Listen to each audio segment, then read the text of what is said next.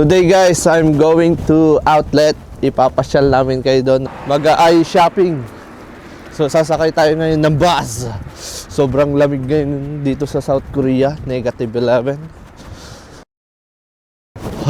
It's very cold. Dito tayo ngayon sa bus stop.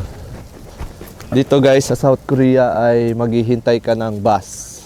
Hindi ikaw yung hihintayin.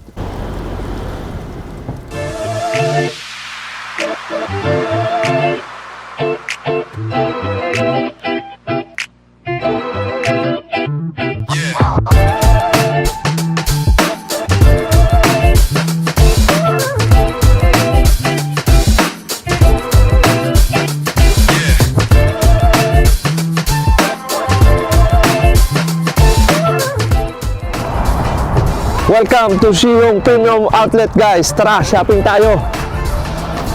Tara guys, maraming mga branded dito na magagandang sapatos. Pasukin natin tong Shihong Premium Outlet na to. Andyan.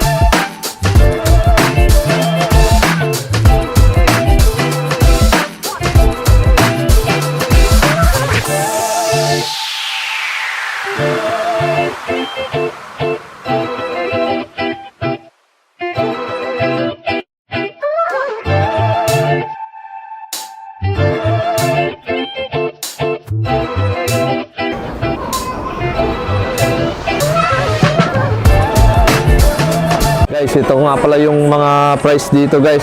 Ito, sale ngayon dito sa Korea. Ayan, mas maganda bumili dito kasi mga sale dito sa Korea. Holiday kasi ngayon dito eh.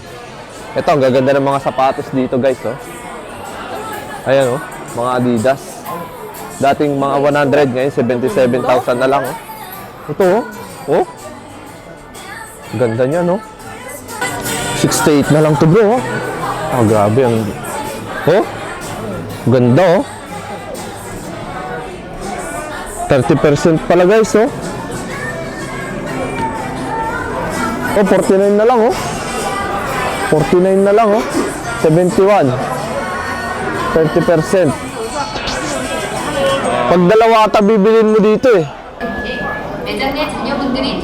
Eto guys maganda Adidas 20%. Medyas guys medyas Adidas Allman 23,000 na lang 23,000. Ito tayo sa bag. Magkano yung bag? 34,000 lang Ito mga pan-jogging guys 136,000 na lang ng peso mga 7,000 na lang. Pero ang price niya talaga 279,000. Ayan. Ay shopping lang tayo guys.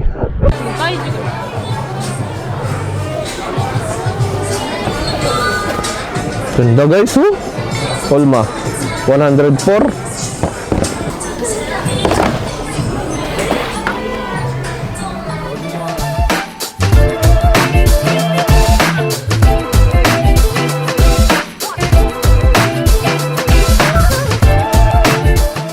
Shoutout nga pala sa mga kababayan natin dyan, sa mga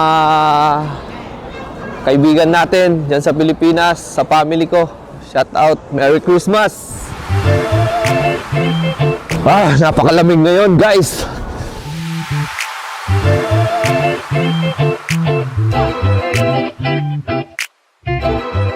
Sa mga nagtatanong sa akin kung magkano nagastos ko sa apartment ko, malalaman nyo mamaya. Yun!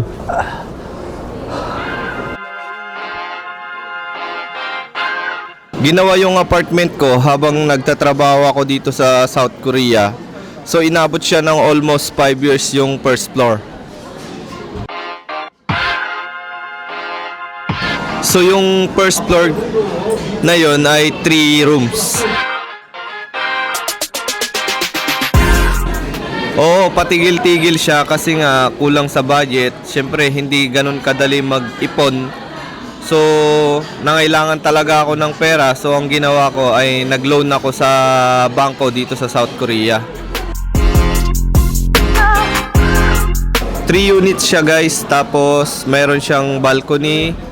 Tapos meron siya lagayan ng aircon. Yan. Ang nagastos ko sa lahat guys, nung na fully furnished lahat yung 6-unit apartment, kasama na labor, materyales, lahat ng papel na gagastusin ay umabot ako ng 3,400,000 pesos. Pagdating naman sa tenant guys, kasi ako guys, kapag kumukuha ako ng mga tenant, ay ini-screen ko muna sila kung ano yung trabaho nila, kung anong klase silang mga tenant, yun, kung mabait ba sila sa dati nilang inupahan dati. So, para sa akin naman guys, ay napaka-goods naman yung mga tenant ko at nagbabayad naman sila ng maayos. Pagdating naman sa pagbabayad ng mga tenant ko guys, ay direct agad sa bangko, hindi ko na sila agad sinisingil. Kumbaga, nagkukusa na sila na magbayad kasi hindi na mahirap ngayon ng maningil kasi may mga bangko na transfer na lang, hindi kagaya dati nung unang panahon na pupuntahan mo pa sila sa bahay nila na maniningil. Ngayon, i-send na lang nila sa bangko mo o kaya sa GCash. So yun, napakaganda po. Kailangan mo lang dito ng mahabang pasensya kasi sobrang laki ng gastos ang magagamit mo sa pag-a-apartment. Sa mga kababayan natin dyan na nagpaplanong magpatayo ng apartment, sana nakatulong itong video na ito. Muli, ako si G. Kim Yon, nagsasabing Merry Christmas.